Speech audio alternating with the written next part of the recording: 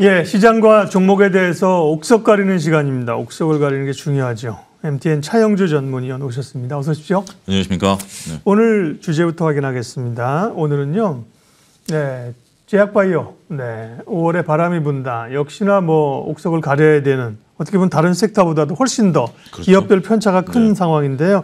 최근에 제약바이오 업종에 관심이 가는 배경부터 좀 얘기해 주세요. 예, 오늘은 살짝 쉬어가는 느낌이다라는 정도로 표현이 가능할 정도로 지금 현재 지난주까지도 제약바이오 업종들이 상당히 좀 강한 흐름들을 좀 보였습니다. 네. 제약바이오가 올해 들어서부터 거론되는 횟수가 점점 많아지고 있는 것으로 보여집니다. 올해 들어서 이제 시장에 뚜렷한 3대 대장이 있었죠. 첫 번째가 이제 인공지능이고, 두 번째가 로봇이고, 세 번째가 2차 전지라고 한다라면 그 대안주가 무엇이냐라는 것에 이제 시장은 상당히 또 다른 관심을 많이 가졌습니다. 그 중에서 가장 많이 거론된 게 제약바이오가 아닌가 이렇게 좀 말씀을 좀 드릴 수가 있겠죠. 일단은 제약바이오 같은 경우 이제 경기 방어적인 성격을 좀 가지고 있고, 우리가 2018년 이후에 장기간 소외를 받았었던 특징들을 가지고 있습니다. 또 일부 종목 같은 경우는 실적이 견조하게 나오고 있는 그런 상황들과 맞물리면서 결국은 경기 불황기에 있어서 시장 대안주로서의 역할 이런 것까지 나타나면서 제약바이오에 대한 관심이 좀 뜨거우면서 이런 것들이 강하지는 않지만 박사님 말씀하신 것처럼 종목별로 차별화되면서 전체적으로 시장에 있어서 일부 종목들이 강한 탄력을 나타내는 점, 이러한 점도 시장의 관심을 끌어모으는 요소가 아니겠나 말씀드릴 수가 있겠습니다. 최근에 바이오가 좀 오르는 경향들이 삼성바이오로직스나 셀트리온이나 유한양행이나 한미약품이나 이렇게 대형주들이 좀 주목을 받는데요. 실적 때문인가요? 아무래도 그렇게 네. 봐야 될 것 같습니다. 우리가 이제 조금 전에 언급드렸던 2018년과는 좀 다른 양상인데요. 당시만 하더라도 고령화 테마가 이제 시장을 이끌면서 그때는 이제 신약에 대한 개발, 그다음에 이제 바이오 시밀러에 대한 개발 이런 것들이 시장에 관심을 끌었다라면 이제는 투자자들이 실적을 좀 많이 봅니다. 네. 물론 중소제약사 같은 경우 여전히 개발 이슈가 있죠. 임상 이슈가 있긴 합니다만 이런 것들을 가지고 투자하기에는 트레이딩 관점 외에는 투자하기 어렵다라는 그런 학습 효과가 있었죠. 그러다 보니까 따박따박 실적이 나오는 기업들에 상당히 이제 관심을 갖습니다. 삼성바이오로직스 같은 경우는 직전 코너에서 상당히 많은 얘기들이 좀 오고 간 것으로 알고 있고요. 그다음에 한미약품 같은 경우도 1분기에 약 600억의 영업이익을 나타내면서 사상 최고의 이익을 달성을 했습니다. 굉장히 가치가 있다라고 좀 말씀드릴 수가 있겠고, 셀트리온 같은 경우도 여전히 글로벌 시장에 있어서의 다양한 바이오 시밀러 약제들이 인정을 좀 받고 있는 그런 현상들을 우리가 볼 수 있고, 이런 것들이 결국 실적 베이스에 따라서 움직이는 전형적인 모습들을 좀 나타내고 있죠. 이들의 또 특징들을 보면 변동성 측면에서 보는 시각에 따라 다를 수는 있습니다만 그렇게 크게 변동성을 보이고 있지 않다라는 겁니다. 갑자기 급등하거나 갑자기 급락하는 거에 비해서는 나름대로 안정적인 흐름들을 좀 나타내고 있다라는 점, 이러한 점들이 대형 제약사들의 관심을 이끌어내는 요소가 아니겠나 말씀드릴 수 있겠습니다. 네. 제약사 가운데, 특별히 대형사 가운데는 1순위 쪽으로 관심 있는 데가 셀트리온 그룹인데요. 네. 서정진 회장이 복귀하면서 여러 의욕적인 신약 개발도 한다고 하고요. 합병에 대한 기대감도 있었는데, 지난주에 서정진 회장 관련된 가족사 리스크가 불거지면서 네. 좀 우려가 있었는데, 그 영향은 또 시장은 크게 받지는 않는 것 같습니다. 하루 장중에 좀 영향을 미쳤는데요. 추후 미칠 영향. 그다음에 또 셀트리온 그룹 투자 포인트 좀 알려주세요. 예, 조금 집안 문제이긴 네. 하죠. 이런 것들에 대해서 저희가 이제 분석을 하기는 좀 어렵다라고 좀 말씀드릴 수 있겠는데, 투자자분들께서 상당히 저는 현명해지셨다라고 좀 말씀드릴 수가 있겠습니다. 네. 장중에 이제 낙폭을 좀 키웠었죠. 네. 이게 밤에 발표된 이후에 당일날 그 낙폭을 좀 줄여가는 그런 모습들이다라고 말씀드릴 수 있겠죠. 이것은 집안 문제인데 경영권 문제라든지 그다음에 이제 자제분들에게 결국 경영권을 승계하는 문제에 있어서는 중요한 문제가 될 수는 있습니다. 하지만 아직까지는 한 측의 이제 주장과 소송일 뿐이고, 이런 것들이 결론이 나려면 상당히 오랜 기간 조금 시간이 좀 걸릴 것으로 미루어 짐작을 합니다. 언론에 보도된 내용으로만 놓고 본다라면 경영권을 충분히 위협을 줄 수 있는 그러한 중요한 요소이기 때문에 관심을 우리가 버려서는 안 된다라는 면은 있죠. 하지만 당장 이제 시장에 있어서의 문제가 불거질 수 있는 부분들은 그렇게 크지 않을 수 있다라고 봐야 되겠죠. 결국 지금 우리가 이제 셀트리온을 바라보는 시각은 딱 두 가지인 것 같습니다. 서정진 회장이 복귀한 이후에 이제 우리가 관심을 가져야 되는데, 이유는 두 가지죠. 하나는 셀트리온 제약과 셀트리온 헬스케어에 대한 합병 문제가 있고요.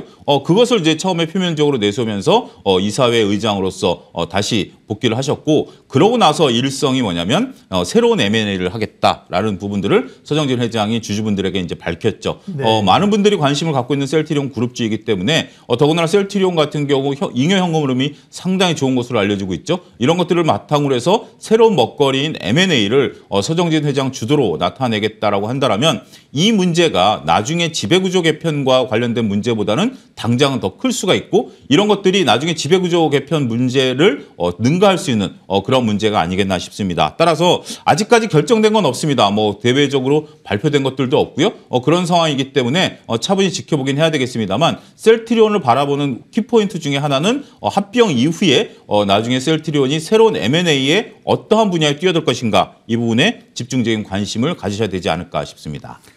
예, 셀트리온 여전히 이제 바이오 중에서는 관심이 있고요. 그다음에 뭐 한미약품, 뭐 대웅제약 관련된 이슈도 좀 있었고요. 근데 SK그룹주들이 SK바이오사이언스, SK바이오팜 꽤 좀 주목을 받습니다. 그럴 만한 이유가 있는지요? 예, 뭐 지난 목요일이죠. SK바이오사이언스가 이제 급등세를 나타냈고, 네. 오늘은 조금 하락세를 나타내고는 있습니다만, 지금 화면에서 보시다시피 지난 목요일 날 급등했던 밴드 내에서 움직이고 있기 때문에 저게 이제 봉의 크기에 따라서 조정이 될지 아니면 목요일 급등이 하루짜리일지, 이것은 좀 시간을 두고 지켜봐야 될 것으로 보여지지만, 현재 모습만 본다라면 일부 조정으로 볼 수 있는 그런 모습이다라고 말씀드릴 수가 있겠죠. 저는 이제 봉의 상황에 따라서 이제 네. 투자들의 이제 모습에 따라서 오후에 달라질 수 있는 부분들 분명히 있죠. 일단 SK바이오사이언스가 시장에 주목받은 이유부터 살펴보셔야 될 것 같습니다. 바이오사이언스는 이제 백신이잖아요, 그죠? 그렇습니다. 바이오팜은 신약이고. 예, 이제 SK바이오사이언스 같은 경우가 이제 주목을 받게 된 이유가 코로나 때 SK바이오사이언스가 돈을 좀 많이 벌었죠. 그렇죠. 우리가 이제 SK바이오사이언스가 이제 그 코로나 약에 대한 개발, 그다음에 CMO에 대한 부분들, 이런 것들 때문에 잉여 현금 흐름이 많아졌습니다.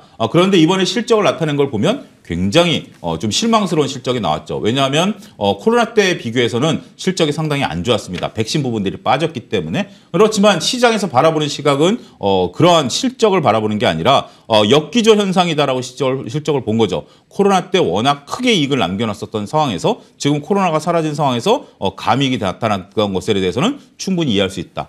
그러면 미래에선 무엇으로 돈을 벌 거냐라는 부분들에 관심을 가지면 SK바이오사이언스는 두 가지가 있습니다. 첫 번째가 mRNA 기반에 따른 다양한 백신을 지속적으로 개발하겠다라는 거죠. 특히 SK바이오사이언스의 장점이라고 본다라면 코로나 때 돈을 좀 벌었다라는 겁니다. 이 벌어놓은 돈을 가지고 신약 개발에 나서겠다라는 거, 이러한 것들, 더군다나 기술력도 있는 회사 아니겠습니까? 이것을 투자자들은 믿어보자라는 게 첫 번째 관점이고요. 두 번째는 SK그룹 내 위상의 변화입니다. 앞선 코너에서 서반석 위원도 얘기를 했었던 부분들인데, 이재용 회장이 이제 관심을 갖고 있는 게 삼성바이오 아니겠습니까? SK그룹 내에서도 SK그룹의 장녀께서 SK그룹의 바이오의 TF 팀장을 맡았다라는 언론 보도가 지난달 있었습니다. 이렇기 때문에 SK그룹 내에서도 차세대 먹거리, 그러니까 이제 SK그룹이 다양한 먹거리가 있죠. 통신이라든지 정유라든지 우리가 뭐 2차 전지라든지 여러 가지가 있습니다만, 그 한 축으로서 바이오 부분을 끌고 나가겠다라는 부분들, 더군다나 SK바이오사이언스 같은 경우 신약을 개발해놓은 본 경험도 있고요. 현금 흐름도 있기 때문에 이러한 부분에 따라서 위상의 변화, 물론 이것은 단기간에 나타날 부분들은 아닙니다. 그리고 이것에 대한 어떤 성공 가능성도 우리가 좀 꾸준히 지켜봐야 되겠죠. 하지만 가치 투자하는 입장에서 본다라면 이러한 부분들에 포커스를 맞추시고 지속적인 추적 관찰을 할 타이밍은 분명 왔다, 이렇게 말씀드릴 수가 있겠습니다. 대기업들이 바이오 다 합니다. 말씀하신 것처럼 삼성바이오로 있고요. SK 말씀하셨고, LG도 LG화학 쪽에서 이제 바이오 쪽에 바이오하고 있고요. 롯데도 끼어들었죠. 롯데 바이오로직스 비상장이긴 합니다만 롯데도 CMO하고요. 네. 바이오 얘기하셨고요. 그다음에 바이오 얘기하면 의료기기 업체들 얘기를 안 할 수가 없는데, 의료기기 업체들이 최근에 흐름들이 좋잖아요. 어떻게 해야 됩니까? 네. 역시 의료기기 업체들 같은 경우 또 굉장히 눈여겨봐야 될 것 중에 하나가 실적이 조용히 따박따박 찍힌다라는 것들이죠. 이런 것들이 시장에 있어서 굉장히 부각이 잘 되고 있다라고 말씀드릴 수가 있겠습니다. 우리가 이제 한때 급등했었던 삼천당 제약이라든지 임플란트 관련주들이라든지 뭐 휴비츠 같은 경우도 시장에 있어서 상대적으로 우리가 뭐 2차 전지 못지않게 주가 흐름들을 좀 나타냈었던 대표적인 종목들이다라고 말씀드릴 수가 있겠습니다. 다소 지금은 조정세를 나타내고 있습니다만 이런 것들은 실적 기반으로 주가가 올라가고 있는 특징들을 나타내고 있기 때문에 결국 저는 이렇게 봅니다. 의료기기업종에 대해서는 뭐 장기 투자하시는 분들은 논외로 친다 하더라도 트레이딩 관점에 접근하시는 분들은 상당히 나름대로 방법론으로 말씀드리면 시장에서 급등할 때는 조금 이익을 좀 실현하셨다가 결국 시장에서 또 일부 잊혀지는 기간들이 나타나거든요. 그럼 주가가 서서히 조정을 받다가 이것은 실적이 계속해서 개선될 수 있는 부분들이고 우리 의료기기들이 글로벌 시장 특히 선진국뿐만이 아니라 그다음에 이제 그 동아시아 쪽이라든지 이런 쪽에서도 업체마다 각각 그 역량들을 펼쳐가고 있기 때문에 그런 부분들에 대한 관심을 지속적으로 그러니까 결국 트레이딩 관점을 긴 관점에서 계속 가져가시는 것도 좋지만 급등하면 매도하고 충분히 빠지면 매수하는 관점의 접근은 여전히 유효한 섹터가 아니겠나 말씀드릴 수가 있겠습니다. 예, 차영주의 옥석 가리기 오늘은 또 궁금증이 많은 제약바이오 업종을 분석을 해주셨습니다. MTN 차영주 전문위원 함께했습니다. 고맙습니다. 감사합니다. 예, 지수 한번 보여주시고요. 수급까지 한번 체크하겠습니다. 지수는 20포인트 이상 상승세이고요. 코스피는 외국인 기관이 함께 사고 있는데요. 코스닥 쪽은 사실은 외국인 매도, 기관들도 순매수 규모가 크지 않거든요. 개인들만 사고 있기 때문에요. 결국 이제 힘의 방향이 같이 오르긴 합니다만 어느 쪽에 좀 가고 있는지를 체크를 할 수 있는 상황들입니다. 예, 이슈앤뷰 오늘은 여기까지 하겠습니다. 함께해 주셔서 고맙습니다.